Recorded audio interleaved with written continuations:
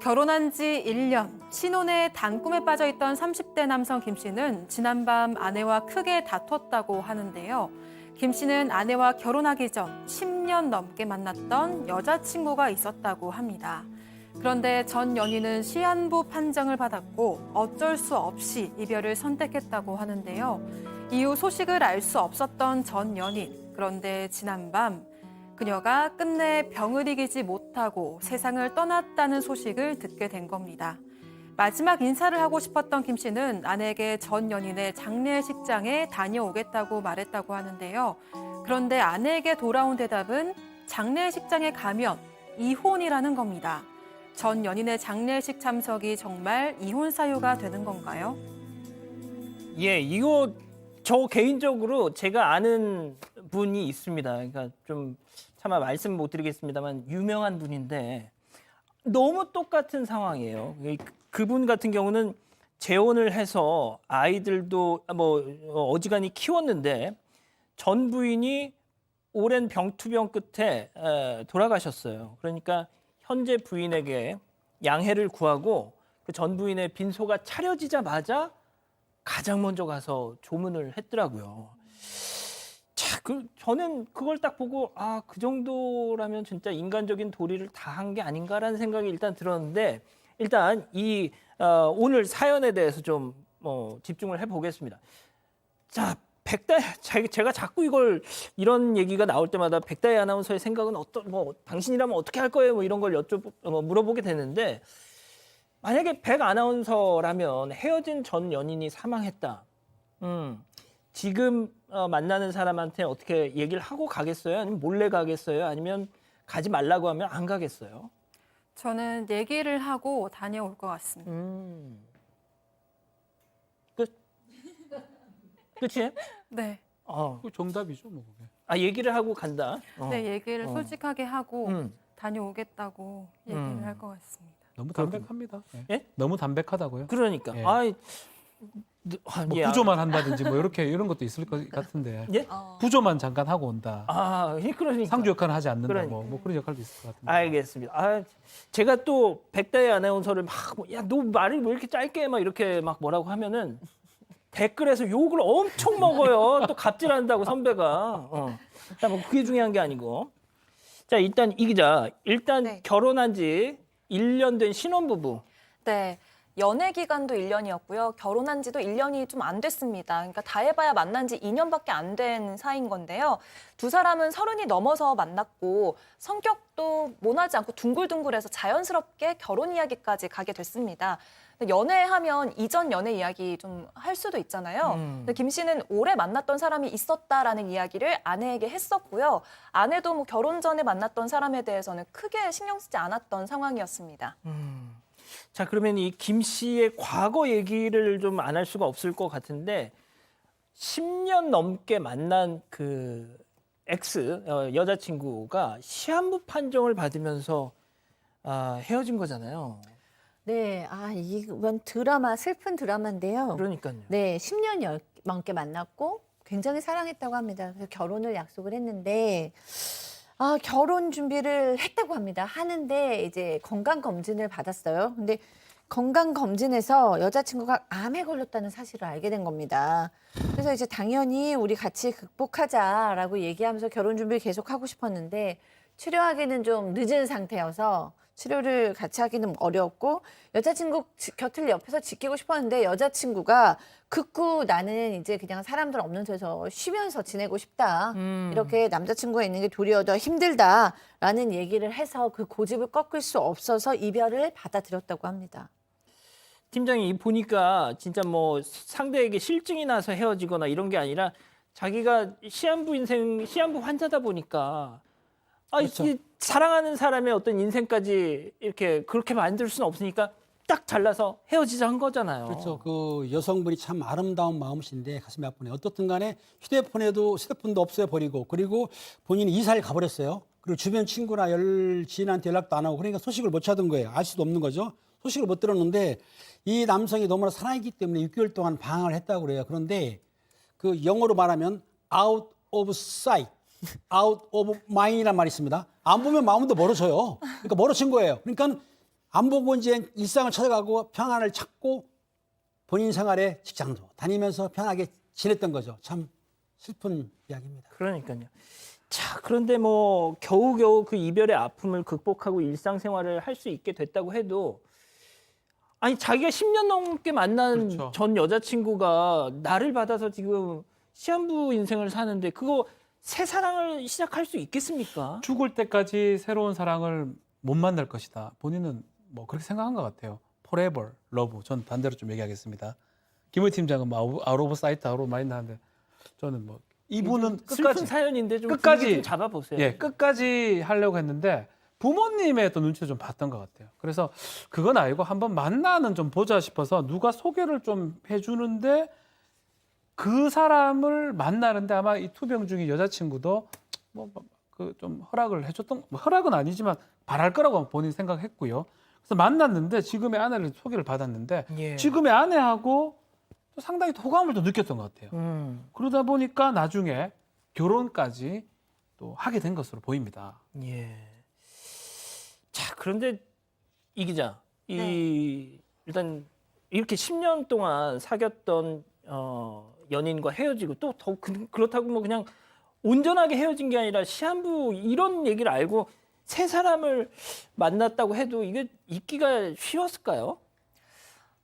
잊기가 쉽지 않았을 것 같아요. 그래서 매번 생각이 나고 가슴속 어디에선가 뭔가 이렇게 생각이 나서 뭔가 그런 아내도 가지 말라고 하는 이유가 뭔가 내 남편이 언젠가부터 그 사람 생각을 조금씩은 하는 것 같은 느낌이 들었으니까 가지 말라고 하지 않았을까 이런 생각도 듭니다. 그래요. 일단 뭐 그런 내용은 잠시 뒤에 다시 한번 좀 얘기를 해보고 자, 결혼한 지 지금부터입니다.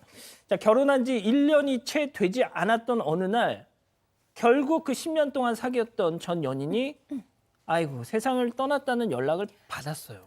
네, 그 김 씨한테 퇴근길 모르는 번호로 전화가 왔습니다. 저장은 안 되어 있는데 뒷번호가 뭔가 좀 익숙한 번호였던 거죠. 받아보니까 전 여자친구의 어머니였습니다. 어머니는 이제 전 여자친구가 세상을 떠났다 이렇게 전했는데요. 딸이 마지막까지 사랑했던 사람이었기 때문에 이 소식은 알려줘야 할 것 같아서 전화를 했다는 겁니다.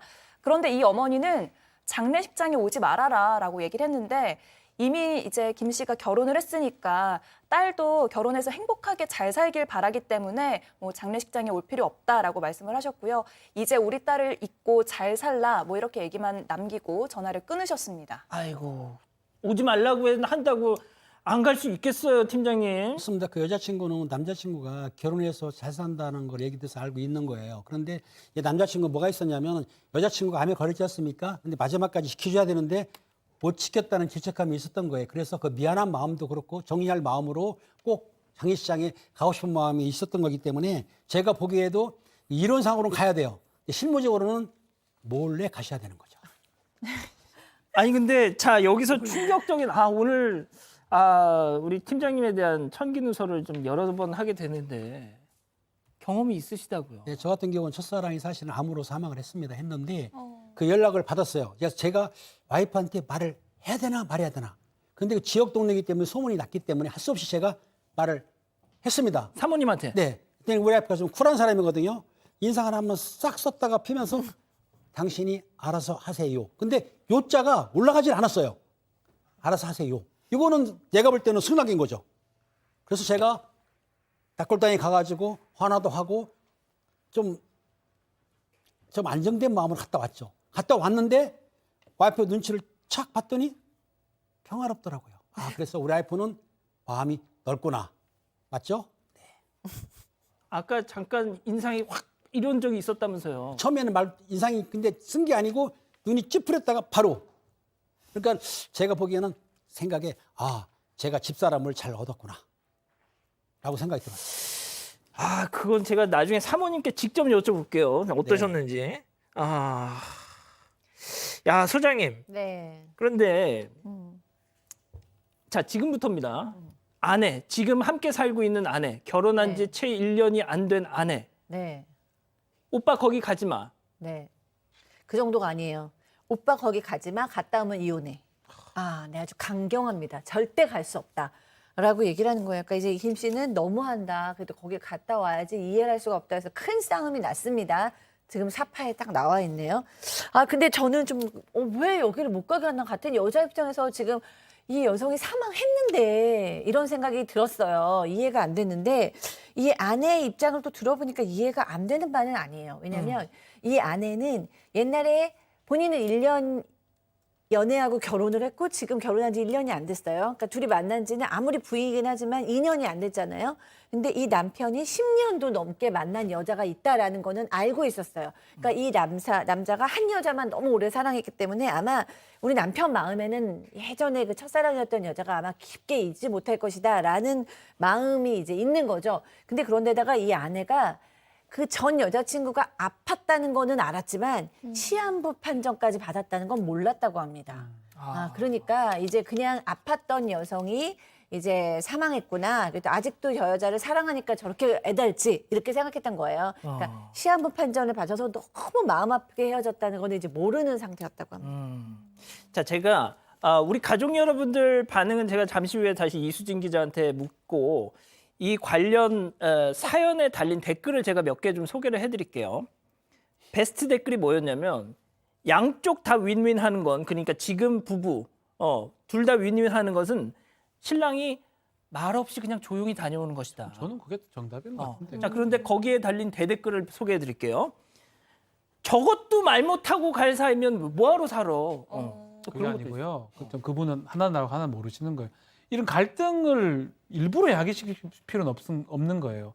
또 그리고 그 조문을 가가지고 부조하고요. 멀리서 추모하고 오면 되는 거예요.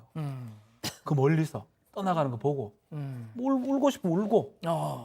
그럼 아내가 물어보면 안 간 거잖아요. 안에 들어가진 않았잖아 많이. 살짝 갔다 온 거잖아요. 살짝. 그러니까 이 서로 좋을 수 있는 방법들이 있는데 굳이 이렇게 부딪히는 게 저는 이혼 같은 걸 지금 항상 보는 변호사 입장에서 좀 안타깝습니다. 이게 트리거가 된다는 느낌이 자꾸 들어서 안타까운 생각이 듭니다. 자, 팀장님은 이 아내의 마음 이해가 되십니까? 제가 보기에는 젊은 아내이기 때문에 이해는 갑니다. 왜냐하면 중요한 건 마음이지 않습니까? 가고 안 가고 떠는 게 아니고 그 첫사랑을 지금까지 마음에 담고 있었다라는 것 때문에 아내가 상당히 속상할 것 같은데 또 바꿔 생각하면 첫사랑을 마음에 담아뒀지만 장례식장에 가가지고 모든 걸 묻어버린 거 아니냐. 완전히 끝난 거예요. 그 생각 마음 편한데 아무튼 첫사랑의 여자를 찾아간다는 자체가 아내로서는 조금 가슴이 아프겠죠. 그때 다녀오셨을 때 사모님한테 뭐 선물 같은 거 하셨어요? 선물은 제가 안 했습니다. 우리 와이프는 쿨하니까 할 필요가 없었죠. 아이, 그거는 팀장님 생각이고. 아이. 그런가요? 근데 우리는 시간이 오래됐잖아요. 알겠습니다. 뭐 그럴 수 있겠네요. 자, 그렇다면 일단 우리 소장님 말씀은 마지막에 듣는 걸로 하고요. 이쯤에서 별별 상담소 오늘의 궁금증 짚어보죠. 이거 진짜 어렵습니다. 이거 전 연인의 장례식장 참석 분명히 가지 말라고 했는데 만약에 갔다 그러면 이거 이혼 사유가 될까요? 어렵진 않아요. 뭐 이렇게 이혼 사유 되긴 어렵다고 봐야 돼요. 민법상 이혼 사유가 6가지 중에 마지막 6호 혼인을 지속할 수 있는 중대한 사유, 기타 중대한 사유 그거에 해당한다고 이제 볼 수 있는 부분인데 이것을 계기로 해서 극단적인 상황에 갔을 때 이거는 방아쇠 같은 거거든요. 그게 될까 봐 지금 하는 거예요. 제가 계속 말씀드리는 거는 방아쇠가 안 발사되기 안 당기기 위해서 남편과 아내가 조심해야 되는데 그것을 만약 해버리고 그 이후에 어떤 행동들이 일어난다 그러면 그 이혼 사유 될 수가 있고요. 지금 이 단계로 이혼 사유라고는 보기는 어렵다라고 생각합니다. 자, 소장님. 네. 지금 뭐 난립니다. 우리 가족 여러분들 채팅창에서. 네. 어떻게 날리신가요? 저는 알 수가 없어요. 네. 그러니까 뭐 가야 한다. 이혼해라. 그 정도도 이해 못하는 많은 와이프하고 뭐하러 사냐. 뭐 이런 분들 계시고. 네. 아니 와이프가 그거 가지 말라고 했는데 그걸 길을 쓰고 가려고 그래. 뭐 이런 분들도 계시고. 네. 근데 전 남녀의 문제로 보면은 아내를 이해할 수 있어요. 아내로서는 정말 온전히 1년도 안 된 내 남편이 나의 남편이기만을 바랄 수 있는데 인간으로 보면 일단 인간의 도리라고도 할 수 있겠지만 사실 누구나 다 사람은 상실을 겪으면 애도를 해야만 합니다. 내가 뭔가를 상실을 했는데 그거를 애도를 안 하고 없는 척 상실을 하지 않은 척 하면 도리어 남편 마음속에서 그 첫사랑은 영원히 정리되지 않을 수도 있어요. 그래서 아내께서 마음은 좀 힘들겠지만 남편이 남자로서 그 여성에 대한 마음을 가져가는 것이 아니라 어떤 정말 추억과 상실에 대해서 애도를 하고 조문을 할 수 있는 기회를 주는 것은 저는 서로에게 잘만 대화해서 풀면 치유의 시간이 될 수도 있다라고 생각이 듭니다. 아, 근데 우리 가족 여러분들이 진짜 엄청나게 지금 디베이트를 하고 계세요. 네네. 한 분은 이제 현 부인이 싫어하면 가지 말아라. 그리고 뭐 아내 입장에서 당연히 기분 나쁜 게 정상 아니냐 이렇게 말씀을 하시는데 이제 보내줘야 된다는 의견이 많았습니다. 못 잊고 산다면 더 보내줘야 한다. 그리고 한 분은 잔인하게 보일지는 모르겠지만 제 입장이라면 전 연인이 살아있을 때보다 오히려 더 마음이 편할 것 같다. 마음 다 털고 오라고 다 보내주셔라. 이렇게 말씀을 하셨고요. 그리고 한 분이 김말봉님이 지금 우리 남편이 컴퓨터 하다가 갑자기 TV에 초집중을 하신다. 좀 의심스럽다. 이렇게 남겨주셨습니다. 아유, 괜히 또 남의 가정에 또 평지풍파를 일으킨 게 아닌가 좀 걱정도 되는데요.